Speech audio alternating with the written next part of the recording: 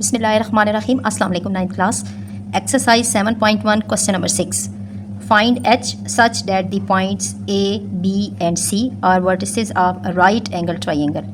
Given हमें ये है कि जो 3 पॉइंट्स हैं ए बी और सी ये एक राइट एंगल ट्रायंगल के वर्टिसेस हैं और एक कंडीशन साथ में गिवन है with right angle eight vertex ए कि राइट एंगल कौन से वर्टेक्स पे बन रहा है, ए पे। तो हम इसी हिसाब से इसकी जो ट्रायंगल है वो भी कंस्ट्रक्ट करेंगे।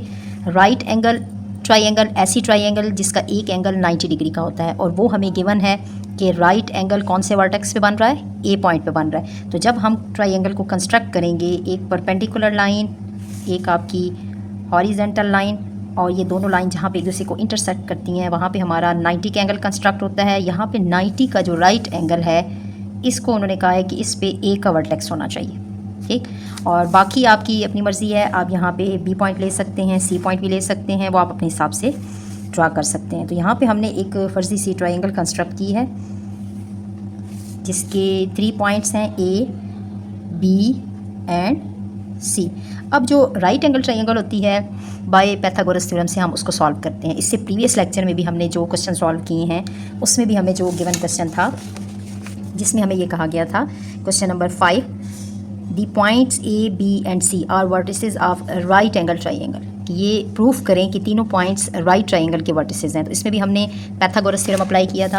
अब द मोस्ट इम्पॉर्टेंट पॉइंट कि पाइथागोरस थ्योरम को अप्लाई करने के लिए हमें 3 साइड्स का पता होना चाहिए। मीन्स कि ए से सी तक की लेंथ का मालूम होना चाहिए कि वो कितनी है, ए से बी की लेंथ का मालूम होना चाहिए और बी से सी की लेंथ का मालूम होना चाहिए। जब 3 साइड्स की वैल्यू हमें गिवन होगी, हम मालूम कर लेंगे, तो उसके बाद हम पाइथागोरस थ्योरम से इसको राइट एंगल ट्रायंगल प्रूव कर देंगे। तो हमें क्या मालूम करना है, सबसे पहले ए से सी तक का डिस्टेंस। जिस तरीके से आपने ट्रायंगल को नाम दिया है आप उसी हिसाब से इसकी साइड्स को भी फाइंड आउट करेंगे। तो सबसे पहले हम फाइंड आउट करेंगे ए सी का डिस्टेंस। ए सी के डिस्टेंस के लिए हमें क्या चाहिए, ए का वर्टेक्स, ए का पॉइंट चाहिए और सी का पॉइंट चाहिए। तो जब आपने सोल्यूशन स्टार्ट किया तो सोल्यूशन स्टार्ट करने के बाद हमने ए पॉइंट यहाँ से ले लिया। ए पॉइंट के जो कोऑर्डिनेट्स हैं उसमें एक्स का कोऑर्डिनेट 3 है और वाई का कोऑर्डिनेट -1 है।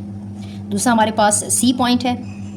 सी के कोऑर्डिनेट्स जो हैं वो हमारे पास h, कि हमें ए और सी की लेंथ को फाइंड आउट करना है। तो हम क्या करेंगे, सबसे पहले तो इनको बताएंगे कि ये जो पहला x का कोऑर्डिनेट है ये x1, y1, x का जो सेकंड कोऑर्डिनेट है वो x2 एंड ये y2। फिर हम डिस्टेंस फार्मूला अप्लाई करेंगे। डिस्टेंस फार्मूले से हम दोनों की लेंथ को फाइंड आउट करेंगे। लेंथ हम फाइंड आउट कर रहे हैं ए और सी की, और ए सी की लेंथ के लिए आपने सबसे पहले डिस्टेंस फार्मूले को यहाँ पे यूज़ करना है। डिस्टेंस फार्मूला हमारे पास है x2 - x1 का whole square plus y2 - y1 का होल स्क्वायर। और जब आपने डिस्टेंस फार्मूले को यहाँ पे यूज़ कर लिया, फिर आपने बाय यूजिंग फिंगर बहुत ही एहतियात से अपनी वैल्यूज़ को लेना है। x2 की हमारे पास वैल्यू है h, यहाँ से आपने h लेना है, उसके बाद माइनस फार्मूले का अप्लाई करना है, फिर आपने x1 की वैल्यू अप्लाई करनी है जो कि √3 है और होल पावर आपके पास क्या है 2 प्लस फार्मूले का। उसके बाद आपने y2 की वैल्यू उठानी है जो कि इटसेल्फ -2 है। उसके बाद माइनस फार्मूले का, और y1 की वैल्यू है -1, अगेन -1 आ जाए, छोटी सी ब्रैकेट में रखें, होल पावर 2 और स्क्वायर रूट को तमाम पे अप्लाई करें। अब हम इनको अंदर सिंप्लीफाई करेंगे।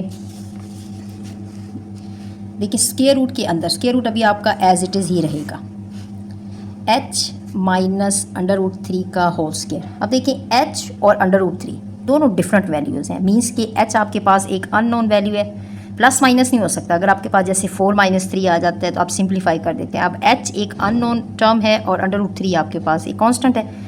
यहाँ पे आपका a - b का फार्मूला अप्लाई होगा। देखो मिडल में माइनस का साइन है ना, तो आपका फार्मूला अप्लाई होगा a - b का होल स्क्वायर। अब a - b का होल स्क्वायर किसकी इक्वल होता है, a का मतलब होता है फर्स्ट वैल्यू, b का मतलब होता है सेकंड वैल्यू।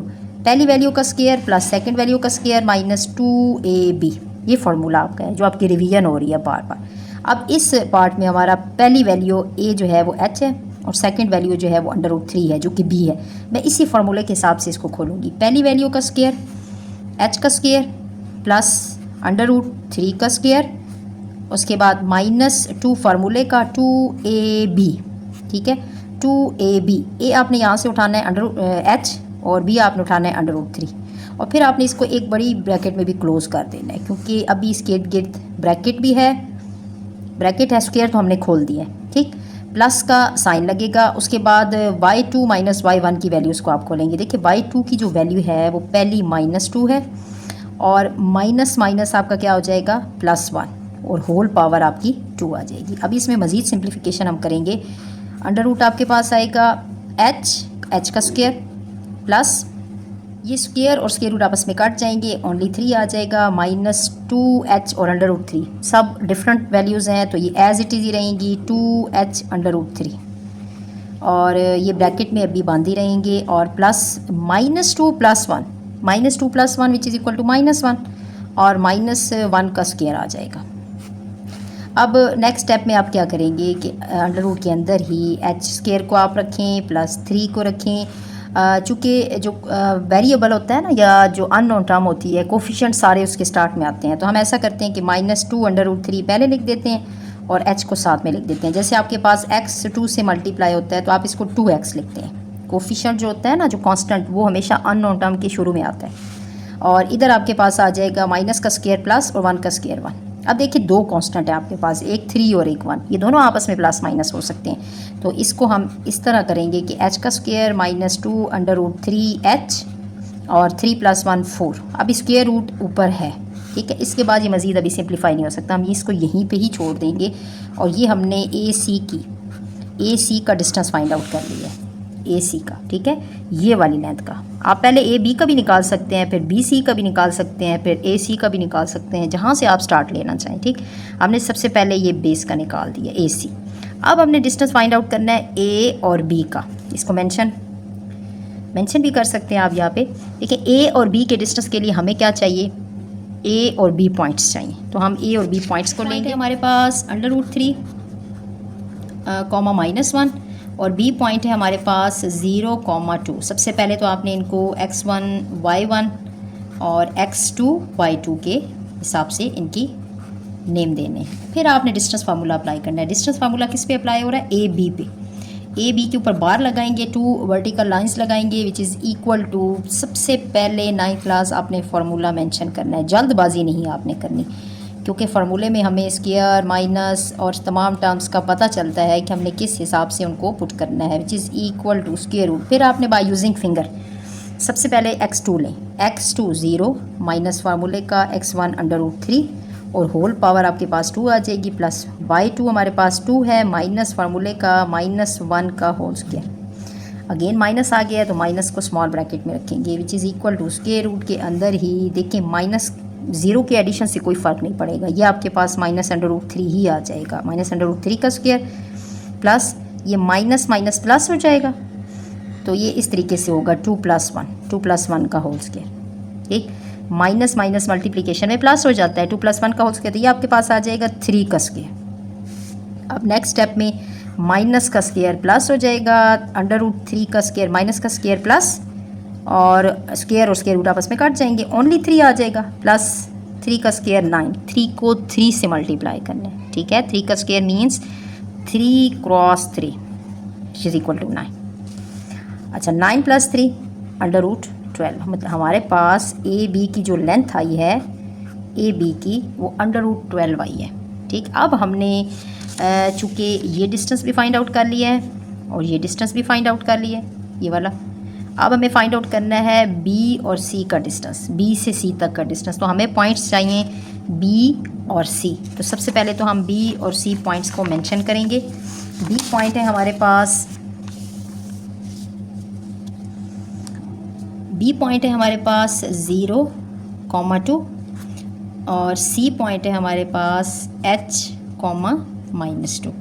इनको हम नेम देंगे x1 y1 x2 y2 और डिस्टेंस फार्मूला हम अप्लाई करेंगे d which is equal to B C पे हमने डिस्टेंस फार्मूला अप्लाई किया है which is equal to square root x2 minus x1 का whole square plus y2 minus y1 का whole square. इसको इसमें हम पुट करेंगे। देखिए x2 हमारे पास h है, h माइनस फार्मूले का h -0 का होल स्क्वायर प्लस y2 है जी -2 माइनस फार्मूले का और y1 भी 2 है होल स्क्वायर और स्क्वायर रूट तमाम वैल्यूज़ के ऊपर है।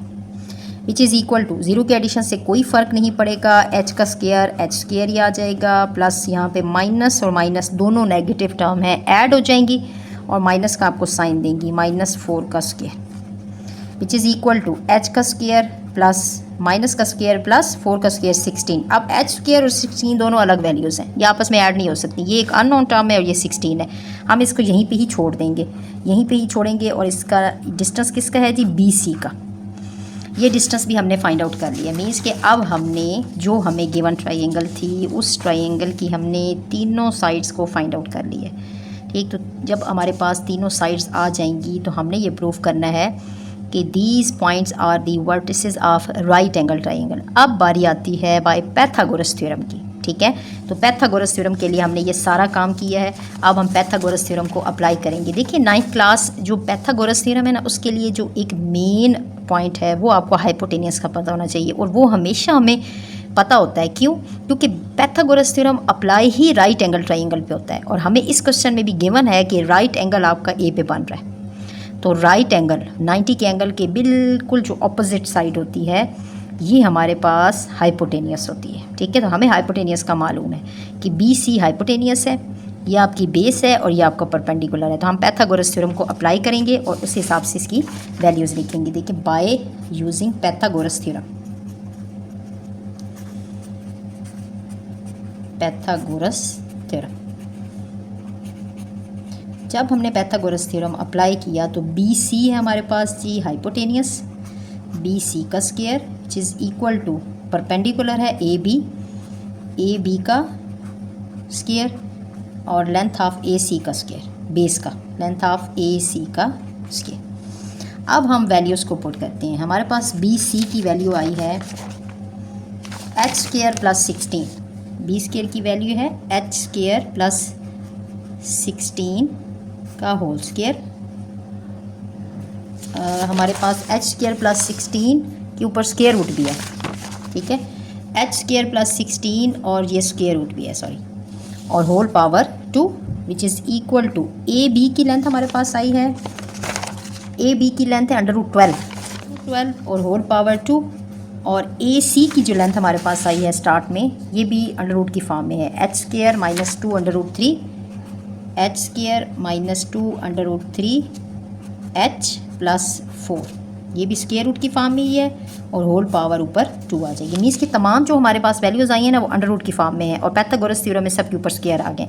अब जब हम पैथागोरस थ्योरम को अप्लाई करेंगे, मतलब मीन्स के स्क्वायर और स्क्वायर रूट आपस में सबके कटते जाएंगे, ये स्क्वायर और स्क्वायर रूट, ये स्क्वायर और square root, these are inverses of each other, और ये आपके पास जब कैंसिलेशन करेंगे ओनली वैल्यूज़ हमारे पास आ जाएंगी h square plus 16 which is equal to 12 plus h square minus 2 √3 h plus 4। अब देखिए कौन कौन सी टर्म्स आपस में प्लस माइनस हो सकती हैं। एच स्क्वायर की 2 वैल्यूज़ हैं, ऐसा करते हैं हम तमाम वैल्यूज़ को एक तरफ लेके जाते हैं, सब वैल्यूज़ को। ठीक है, तो एच स्क्वायर प्लस 16 यहाँ पे मौजूद है, हम इन सब टर्म्स को लेफ़्ट में लेके जा रहे हैं। तो 9th क्लास जब भी कोई वैल्यूज़ एक साइड से दूसरी साइड पे मूव करेगी तो जो प्लस की होगी वो माइनस की हो जाएगी, जो माइनस की होगी वो प्लस की हो जाएगी। 12 माइनस का हो जाएगा, एच स्क्वायर भी माइनस का हो जाएगा, नेगेटिव टर्म पॉजिटिव हो जाएगी और 4 भी नेगेटिव हो जाएगा और इक्वल में कुछ भी नहीं बचेगा, इट्स मीन नथिंग, ज़ीरो।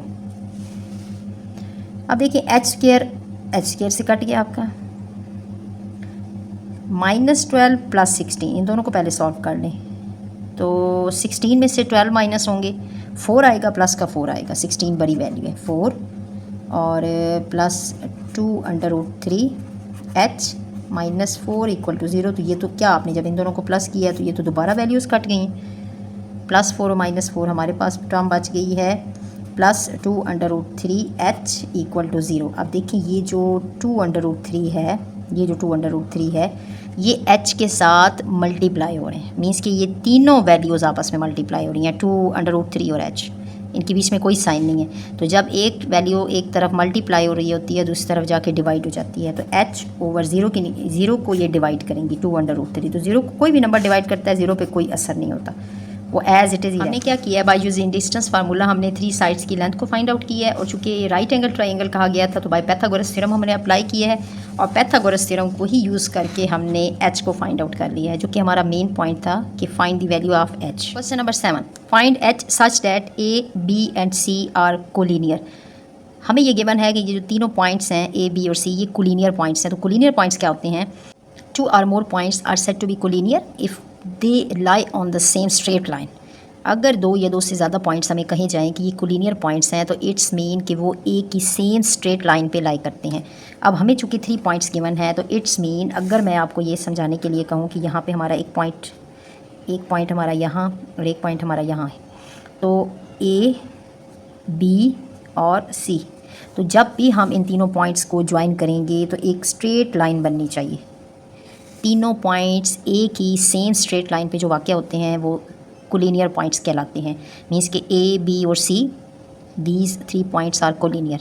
अब हमने इसी कंडीशन को यूज़ करके एच की वैल्यू को फाइंड आउट करना है। ठीक, अब ए के जो हमारे पास वैल्यू है वो ए के जो कोऑर्डिनेट्स हैं वो -1 और h हैं, बी के 3 और 2 हैं और सी के 7 और 3 हैं। जब हमने सोल्यूशन स्टार्ट करना है तो इस क्वेश्चन को सॉल्व करने के डिफरेंट मेथड हैं। आप डिटर्मिनेंट मेथड से भी इसको सॉल्व कर सकते हैं। बाकी जो हम टॉपिक्स डिस्कस कर रहे हैं, distance formula, mid point formula, हम उसी को ही इसमें यूज़ करते हैं ताकि आपका माइंड डाइवर्ट ना हो। हम जो टॉपिक डिस्कस कर रहे हैं उस टॉपिक से हम बिल्कुल एक हट ना जाएँ। ठीक, अब अगर इसमें हम ये ट्रिक यूज़ करें कि चूँकि हमें 3 पॉइंट्स गिवन हैं, तो बी को हम एज ए मिड पॉइंट इसका कंसिडर करें। ठीक है, वैसे ये मिड पॉइंट है नहीं, लेकिन अगर हम ये कहें कि अगर ये सेम स्ट्रेट लाइन पे वाक़या हैं तीनों पॉइंट्स, तो ए सी एक स्ट्रेट लाइन है और बी इसका मिड पॉइंट है। तो मिड पॉइंट की टर्म को यूज़ करके हम इसमें एच की वैल्यू को फाइंड आउट कर सकते हैं। तो देखिए, ए के कोऑर्डिनेट्स हैं अगर हमारे पास -1, h और सी के कोऑर्डिनेट्स हैं 7, 3, तो बी के कोऑर्डिनेट्स हैं हमारे पास 3, 2। तो इसमें हम let A C B the straight line. हम ये फ़र्ज़ कर रहे हैं कि ए सी एक स्ट्रेट लाइन है and B is the mid point of straight line. कौन सी? ए सी का मिड पॉइंट। अब हम मिड पॉइंट फार्मूले को यूज़ करेंगे। तो मिड पॉइंट फार्मूले में बी की ही टर्म को हम यूज़ करेंगे। मिड पॉइंट फार्मूला हमारे पास क्या है? एक्स और वाई कोऑर्डिनेट्स कौन कौन से होते हैं जी? एक्स के कोऑर्डिनेट मिड पॉइंट फार्मूले में x1 + x2 / 2 होता है, और जो y का कोऑर्डिनेट होता है वो y1 + y2 / 2 होता है का फार्मूला है। ठीक है, मिड पॉइंट को हम m से डिनोट करते हैं, x और y। x की कोऑर्डिनेट्स x1 + x2 / 2 और y के coordinates y1 + y2 / 2, mid point के कोऑर्डिनेट्स। अब हमने मिड पॉइंट किसको कंसिडर किया है? लेट करके हमने किसको कंसिडर किया है? बी को।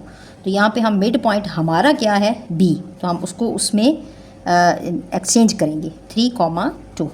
तो हमारा मिड पॉइंट बी है जिसमें इसका x कोऑर्डिनेट 3 है और y कोऑर्डिनेट 2 है, विच इज़ इक्वल टू, अब बी हमारा मिड पॉइंट किस का है जी? ए और सी का।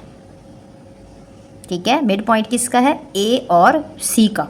तो ए और सी में से ही आपने x1, x2, y1 और y2 उठाने हैं। देखिए, आपने फिंगर को यूज़ करना है। ठीक, अगर आप अपनी फिंगर यूज़ करेंगे तो जो ए पॉइंट है और सी पॉइंट है, इसमें देखिए जो इसका पहला कोऑर्डिनेट है ना, अगर मैं आपको समझाने के लिए, यहाँ पे x1 है, ये आपका y1 है। ठीक है, और इसका ये जो पहला कोऑर्डिनेट है ये x2 है और ये आपका y2 है।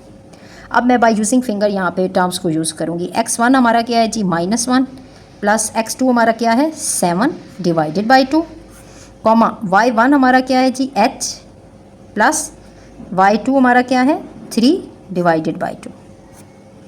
अब हमारे पास जो सिंप्लीफिकेशन के बाद आंसर आएगा विच इज़ इक्वल टू 7 - 1 6 / 2, h और 3 अलग अलग टर्म्स हैं, ये आपस में प्लस माइनस नहीं हो सकते। ठीक, यहाँ से आपने कैंसिलेशन की, 2 3 = 6, और हमारे पास जो पहला पॉइंट आ गया है मिड पॉइंट में B 3, 2 which is equal to, पहला पॉइंट 3 आया है which is equal to h + 3 / 2। हमने मिड पॉइंट की टर्म को यूज़ किया है और मिड पॉइंट की टर्म को यूज़ करने के बाद हमें h की वैल्यू को फाइंड आउट करना है। ठीक, अब h + 3 / 2, अब देखें इक्वालिटी हमें ये बताती है कि फर्स्ट कोऑर्डिनेट की इक्वल है और सेकंड कोऑर्डिनेट की इक्वल है। अब हमें चूँकि h की वैल्यू चाहिए तो पहले कोऑर्डिनेट हमारा किसी काम का नहीं है, हमें h की वैल्यू जिस कोऑर्डिनेट से मिल रही है हम उसी को ही यूटिलाइज़ करेंगे। तो हम क्या करेंगे?